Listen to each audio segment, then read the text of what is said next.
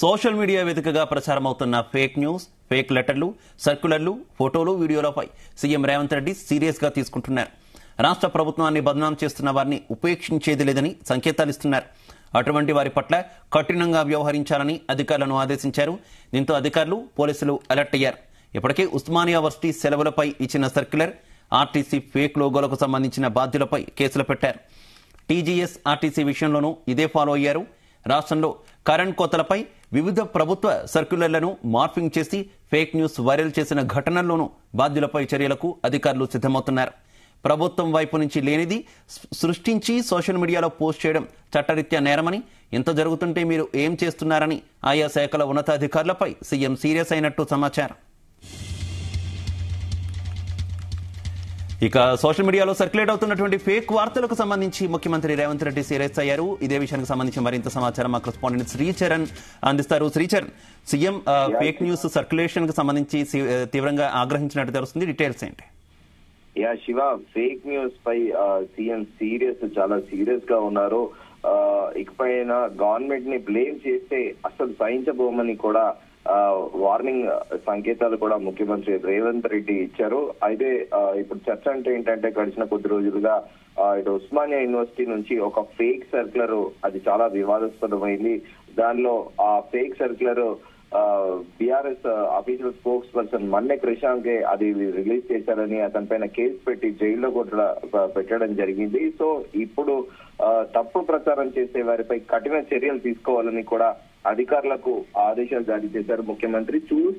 చూస్తూ వదిలేస్తే భవిష్యత్తులో దుష్ప్రచారం మరింత పెరుగుతుందని కూడా ముఖ్యమంత్రి కామెంట్ చేశారు. అయితే ఇప్పటికే సీఎం ఇన్స్ట్రక్షన్స్ తోని ఆఫీసర్లందరూ కూడా కొంతపైన ఎంక్వైరీ ప్రారంభించారు. సో ఎగ్జిస్టెడ్ కూడా కొన్ని కేసెస్ కూడా ఉన్నాయి. అయితే సోషల్ మీడియా వేదికగా ఇటీవల ఫేక్ లెటర్లు, సర్క్యులర్లు, ఫోటోలు, వీడియోలు సృష్టించి రాష్ట్ర ప్రభుత్వాన్ని బ్లేమ్ చేయాలని చూస్తున్న వ్యవహారాన్ని సీఎం రేవంత్ రెడ్డి చాలా సీరియస్ గా తీసుకున్నారు.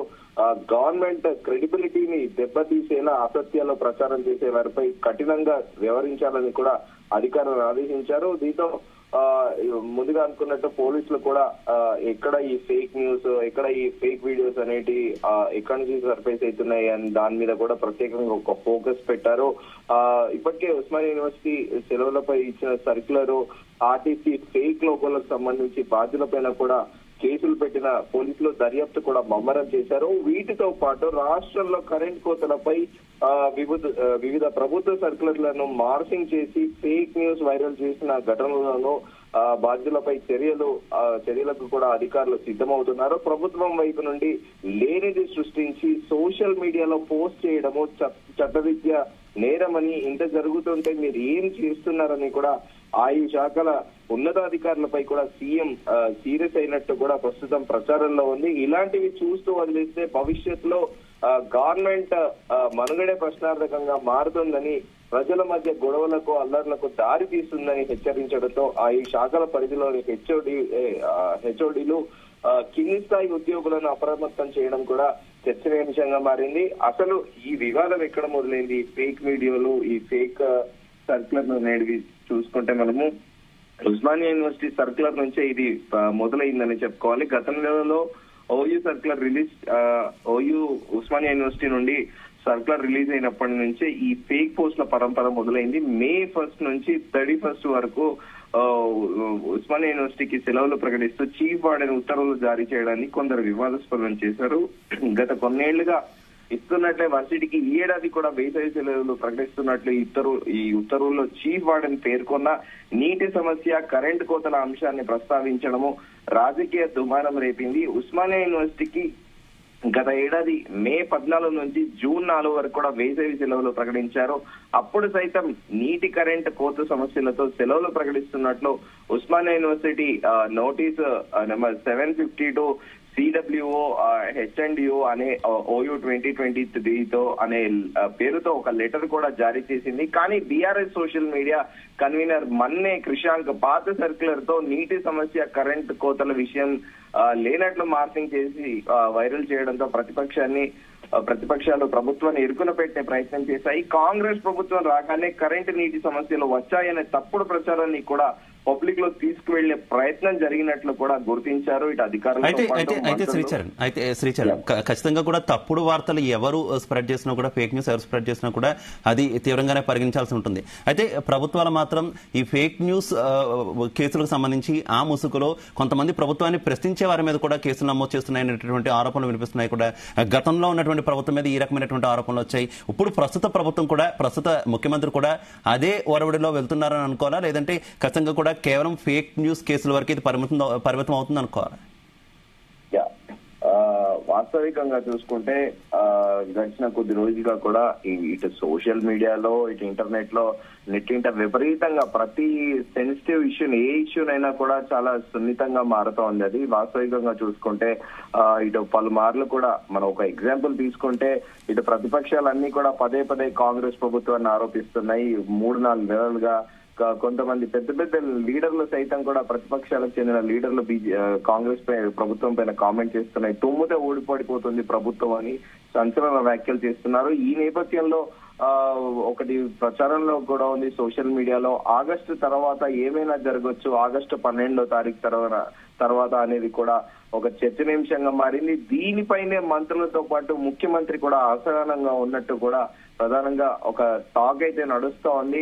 ఎందుకంటే ఆగస్టు 12 ఏం జరగబోతోంది అనేది రాష్ట్ర ప్రజలతో పాటు, పొలిటికల్ సర్కిల్స్ లతో పాటు ప్రతి ఒక్కళ్ళు కూడా చాలా క్యూరియస్ గా ఉన్నారు. ఇటు ప్రతిపక్షాలు ఆరోపించినట్టు నిజంగానే కూడా ప్రభుత్వంలో ఏమైనా మార్పులు వస్తాయా, పదే పదే బీజేపీ నేతలు కూడా ఆరోపిస్తూ వస్తున్నారు.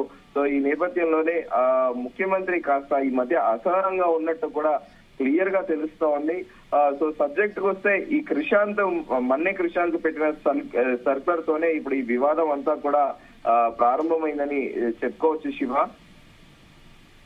అదే శ్రీచరణ్, ప్రధానంగా గతంలో విపక్ష నేతగా ఉన్నప్పుడు ప్రస్తుత ముఖ్యమంత్రి రేవంత్ రెడ్డి ప్రభుత్వం మీద తీవ్రస్థాయిలో విరుచుకుపడ్డారు. అంటే ప్రజల గొంతుకు వినిపించకుండా చేస్తున్నారు, ప్రజల గొంతుకును ప్రభుత్వం నొక్కేస్తుంది, పోలీసుల అండతో నొక్కే ప్రయత్నం చేస్తున్నారు లాంటి తీవ్రమైనటువంటి ఆరోపణలు చేశారు కదా. ఇప్పుడు ముఖ్యమంత్రి ఇచ్చినటువంటి ఆదేశాలు ఏ రకంగా ఉన్నాయనుకోవాలి? అంటే ముఖ్యమంత్రి పదవిలోకి వచ్చిన తర్వాత ఈ రకమైనటువంటి చర్యలకు పాల్పడుతున్నారు, గత ప్రభుత్వాలు ఏవైతే చేశారో అవే చేస్తున్నారు అనేటటువంటి విమర్శలు వస్తున్నాయి కదా, ఏమనుకోవాలి? ఇక్కడ ముఖ్యమంత్రి క్లియర్ గా ఇన్స్ట్రక్షన్స్ ఇచ్చింది ఏంటంటే, ఫేక్ వీడియోలు, ఫేక్ సర్క్యులర్లు, గవర్నమెంట్ కి రిలేటెడ్ ఏవైనా ఫేక్ వి ప్రచారం చేస్తే వాటిపైన కూడా యాక్షన్ తీసుకోవాలి అని కూడా అధికారులను ఆదేశించారు. ప్రస్తుతానికైతే ముఖ్యమంత్రి ఇచ్చిన ఒక పిలుపు అయితే ఇదే అనే చెప్పుకోవాలి. కాకపోతే ముందుగా అనుకున్నట్టు ముఖ్యమంత్రి చాలా ఫ్రస్ట్రేషన్ లో ఉన్నారని కూడా రాజకీయ విశ్లేషకులు విమర్శిస్తున్నారు. ఎందుకంటే ఈ ప్రజాపాలనలో అందరికీ స్వేచ్ఛ ఉంటుంది అని కూడా ముఖ్యమంత్రి కూడా పలు వేదికల మీద పదే పదే ప్రస్తావించారు. కానీ ప్రస్తుతానికైతే ఈ ఫేక్ సర్క్యులర్లు, ఈ ఫేక్ వీడియోలపైనే దృష్టి సారించింది ప్రభుత్వము. మరి చూడాలి రాబోయే రోజుల్లో గత ప్రభుత్వాల్లో మాదిరిగా ఈ ప్రభుత్వం కూడా జర్నలిస్టుల పైన రెస్ట్రిక్షన్స్ తో పాటు అలాగే freedom of speech and expression లేకుండా చేస్తుందా అనేది మనకి భవిష్యత్తులో ఒక క్లారిటీ వచ్చే అవకాశం ఉంది శివ. అయితే శ్రీచరణ్, ప్రధానంగా ప్రస్తుతం ఎన్నికలన్నీ కూడా అయిపోయినటువంటి పరిస్థితి, ఎమ్మెల్సీ ఎన్నికల కోడ్కు సంబంధించి మాత్రమే ప్రస్తుతం కంటిన్యూ అవుతుంది. ఈ టైంలో ఈ రకమైనటువంటి కేసులన్నీ కూడా ఒకవేళ పెట్టినా, లేదంటే అలాగే ప్రస్తుతం ఎన్నికల కోడ్ కూడా కంటిన్యూ అవుతున్నటువంటి నేపథ్యంలో ఏ రకమైనటువంటి పరిణామాలు సంభవించే అవకాశం ఉందనుకోవాలి? ప్రస్తుతము ఇది ఒక పొలిటికల్ వెండిటాగానే తీసుకోవాలి. ఎందుకంటే ప్రతి ఒక్క పొలిటికల్ పార్టీకి ఒక సోషల్ మీడియా ఉంది. ఆ సోషల్ మీడియా వేదికగానే ఇండివిజువల్ గా మనం చూసిన సార్వత్రిక ఎన్నికలప్పుడు కూడా ప్రతి ఒక్కళ్ళు కూడా యాడ్స్ క్రియేట్ చేశారు. ప్రతి పార్టీ ఇటు బీజేపీ, బీఆర్ఎస్, కాంగ్రెస్ తారాస్థాయికో వెళ్లి కూడా విమర్శలు చేసుకున్నాయి. అయితే ఇప్పటికీ కూడా సోషల్ మీడియాలో బీఆర్ఎస్ కి చెందిన సోషల్ మీడియాలో కొంత ముఖ్యమంత్రి రేవంత్ రెడ్డిని గుంపు మేస్త్రిగా సంబోధిస్తూ కూడా డిఫరెంట్ స్టైల్లో ఒక సెటైరికల్ గా కూడా మెమేజ్ కూడా చేస్తున్నారు. సో ఈ సోషల్ మీడియాలో ఈ ఫేక్ వి ఎవరు సర్క్యులేట్ చేస్తున్నారనే దానిపైనే ప్రభుత్వం ఫోకస్ పెట్టింది. ఎందుకంటే అసెంబ్లీ ఎన్నికల తర్వాత KTR BRS working president KTR కూడా ఆసక్తికరమైన వ్యాఖ్యలు చేశారు. మేము 30 మెడికల్ కాలేజీలు పెట్టే బదులు 30 యూట్యూబ్ ఛానళ్లు పెట్టుకుంటే బాగుండేది, మళ్ళీ మేము గవర్నమెంట్ లో వస్తామని చెప్పి. సో ప్రస్తుతము అన్ని రాజకీయ పార్టీలతో పాటు పొలిటీషియన్లు కూడా మెయిన్ స్ట్రీమ్ మీడియా కంటే సోషల్ మీడియాకే ప్రయారిటీ ఇస్తున్నారు. ఎందుకంటే సోషల్ మీడియాలోటి వెళ్ళేటివి కూడా ఎక్కువగా కూడా వైరల్ అవుతున్నాయి. దీంతో ఈ ఫేక్ సర్క్యులర్ లో ఈ వైరల్ వీడియోస్ అనేటివి కూడా రెస్ట్రిక్ట్ చేయాలి తాత్కాలికంగా. ఎందుకంటే ఆల్రెడీ ఎగ్జిట్ పోల్స్ కూడా చాలా చెబుతున్నాయి ఈసారి కొంచెం పార్లమెంట్ ఎన్నికల ఫలితాలు రాష్ట్రంలో కూడా తారుమారయ్యే అవకాశం ఉందన్న నేపథ్యంలో ముఖ్యమంత్రి రేవంత్ రెడ్డికి అసహనం పెరిగిపోయిందని, ఆ అసహనం పెరిగిపోయిన దృష్ట్యానే ఇలా మాట్లాడుతున్నారనేది కూడా రాజకీయ విశ్లేషకులు అంటున్నారు. అయితే శ్రీచరణ్ ప్రధానంగా కాంగ్రెస్ ప్రభుత్వం వచ్చినప్పటి నుంచి కూడా తీవ్రమైనటువంటి ఆరోపణ అటు విపక్ష పార్టీలు చేస్తుంది కావచ్చు, సోషల్ మీడియాలో విస్తృతంగా సర్క్యులేట్ అవుతుంది కావచ్చు, విద్యుత్ కోత పరిస్థితి. అయితే విద్యుత్ కోతలకు సంబంధించి గతంలో కావాలని కొంతమంది అధికారులు ప్రభుత్వాన్ని బద్నాం చేసే ప్రయత్నం చేస్తున్నారు, కావాలని కోతలు సృష్టిస్తున్నారంటూ కూడా ముఖ్యమంత్రి ఆగ్రహం వ్యక్తం చేయడాన్ని చూస్తాం. అయితే ఇప్పుడు ఏకంగా సోషల్ మీడియా మీద పడుతున్నారు. అంటే కరెంటు కోతలు ఎక్కడా లేవు, కాకపోతే సోషల్ మీడియాలో ఈ రకమైనటువంటి ప్రచారం చేస్తున్నారు అంటూ సోషల్ మీడియా మీద పడుతున్నటువంటి పరిస్థితి. కానీ వాస్తవం ఏ రకంగా ఉంది, గ్రౌండ్ లెవెల్లో రియాలిటీ ఏ రకంగా ఉంది? ఎందుకంటే మనం కూడా కొన్ని విజువల్స్ చూస్తున్నాం, ఏకంగా ఆసుపత్రుల్లోనే కరెంట్ పోతున్నటువంటి సిచ్యువేషన్ చూస్తున్నాం కదా. రియాలిటీలో ఏ రకంగా ఉంది, రియాలిటీలో ఉన్నదాన్ని ప్రజలకు అందరికీ తెలిసిన దాన్ని ఈ రకమైనటువంటి వార్తలతో ఎంతవరకు ప్రభుత్వం మభ్యపెట్టగలదు అనుకోవాలి?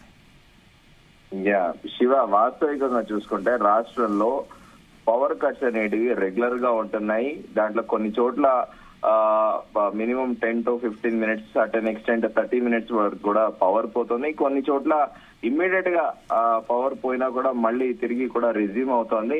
వాస్తవికంగా చూసుకుంటే పవర్ కట్స్ అనేటివి రాష్ట్రాల్లో ఉన్నాయి అని చెప్పుకోవాలి. కాకపోతే last year December 7th Congress ఎప్పుడైతే అధికారంలో వచ్చిందో అప్పటి నుంచి కూడా సోషల్ మీడియాలో గవర్నమెంట్ పైన పర్టికులర్ గా కేటగరైజ్ గా కూడా కొన్ని యూట్యూబ్ ఛానళ్లతో పాటు కొన్ని వర్గాలు పని దుష్ప్రచారం కూడా చేస్తున్నట్లు ఇంటెలిజెన్స్ ఆఫీసర్లే స్వయంగా ముఖ్యమంత్రి రేవంత్ రెడ్డికి ఒక రిపోర్ట్ ఇచ్చారు. కానీ ప్రభుత్వం మారడంతో ఫ్రస్ట్రేషన్ లో కొంతమంది అలా చేస్తుండొచ్చని కూడా, ఆ తర్వాత అంతా సర్దుకుంటుందని మొదట్లో సీఎం లైట్ గా తీసుకున్నారు. కానీ రోజు ప్రభుత్వాన్ని డీఫేమ్ చేసే విధంగా కూడా ఫేక్ ప్రచారం పెరిగిపోవడంతో